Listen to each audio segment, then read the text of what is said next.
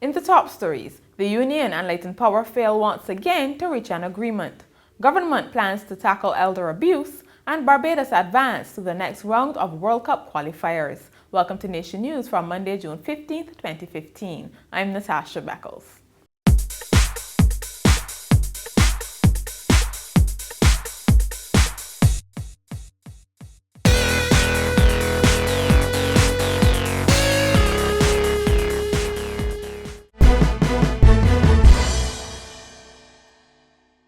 We begin with the news that it's budget day in Barbados. At Newstime, Minister of Finance and Economic Affairs Chris Sinclair was delivering the much-anticipated financial statement and budgetary proposals in the House of Assembly. We've been live blogging the presentation, and all the details will be available on nationnews.com. On Tuesday, Leader of the Opposition Mia Mottley will reply to the budget, and other members of Parliament will then make their contribution. 3.5 hours of talks have failed to resolve differences between the Barbados Workers' Union and the Barbados Light and Power over a cost-cutting exercise at the electricity company. BLMP's Human Resources Manager Roger Babu Ram told Nation News a major bone of contention was severance payments. The power company is looking to reduce its staff through early retirement and voluntary separation packages, as well as layoffs. Today's discussions took place under the chairmanship of Deputy Chief Labour Officer Victor Felix at the BWU's headquarters.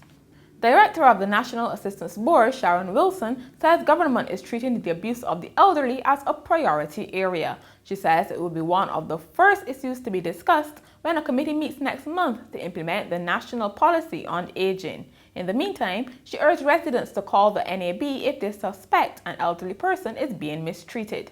Ms. Wilson was speaking during an awards ceremony at the Vauxhall Senior Citizens Village on Monday. Minister of Social Care Steve Blackett lauded the village's volunteers for their efforts. Your acts of volunteerism have assisted significantly in reducing the vulnerability of the elderly here at the Vauxhall Senior Citizens Village, and you have provided some of the personal and social support which several of the elderly needed, especially in the absence of familial support.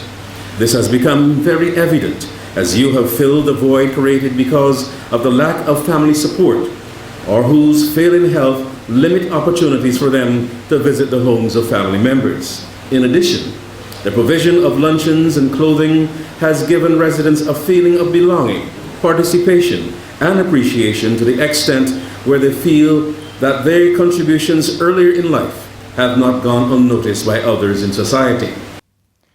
Goody has been nominated unopposed to represent the Barbados Labour Party in the St. Michael West Central constituency in the next general election. The nomination took place on Sunday during a meeting of the BLP's constituency branch at the Lawrence Tigay Primary School. Mr. Goody was defeated in the last election by Democratic Labour Party candidate James Paul in the same constituency. However, opposition leader Mia Mottley says his persistence will pay off. I am here tonight to say to you that in the same way I overcame the odds and the people understood in 1994 that I have every confidence that the people of St. Michael West Central will salute you for your steadfastness, your commitment to representation, and your determination that it is not the defeat that you shall be measured by, but it is your commitment to representation that causes them to have confidence in you on the next occasion. Yes. And I say that with all sincerity, because the bunch of people who now come to constitute those who make decisions on our behalf are a bunch of people, many of whom could not make it in their first job or first career. Local companies will soon have the opportunity to export their agricultural produce across the region. This is due to a partnership among UWI's Cave Hill campus, the Canadian Hunger Foundation Caribbean Inc., and the SV Ruth, which will be used as the pilot vessel. The three parties signed an agreement last week, which will see the Canadian government donating more than $140,000 to outfit the vessel with solar and electrical systems. The weekly pilot program is scheduled to begin in September this year, with the initial route between Barbados and Dominica. One minibus operator is pushing to have all public service vehicles outfitted with high-tech surveillance systems. Alvin Jones believes this may be the way to solve many transportation woes, including speeding, reckless driving, and the playing of lewd music. He told Nation News he has implemented such a system and it allows him to see and hear what is happening in his minibus at any time.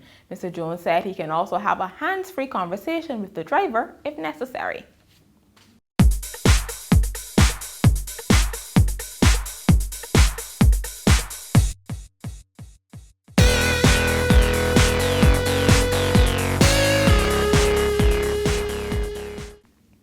In sports, Barbados senior men's football team have advanced to the third round of the CONCACAF qualifiers for the 2018 FIFA World Cup. They earned a well-deserved 1-0 victory over Aruba on Sunday night at the Usain Bolt Sports Complex, thanks to a 79th-minute goal by Hayden Holligan. The third round is slated for August, when Barbados will be joined by Jamaica and Haiti, along with the other second-round winners. West Indies suffered a 277-run defeat against Australia on Sunday, losing the Sir Frank Worrell Trophy 2-0 at Sabina Park. Chasing 392 for victory, the West Indies were bowled out for 114 in their second innings, about 50 minutes after lunch on the fourth day. West Indies captain Dinesh Ramdin still found some positives to take away from the match. And finally, the mayor of a central New Jersey town is barring non-residents from entering the community via a major highway, at least temporarily. Belmar Mayor Matt Doherty announced the decision on Twitter on Sunday. He says the community of about 6,000 people has reached its capacity, and the decision was made for public safety reasons. Full-time residents can bypass the road closures by showing their driver's license. And that's Nation News for Monday. For more news, log on to nationnews.com, as well as YouTube, Facebook, and Twitter. Remember to pick up your Daily Nation on Tuesday or subscribe to our e-paper. Thank you so much for joining us.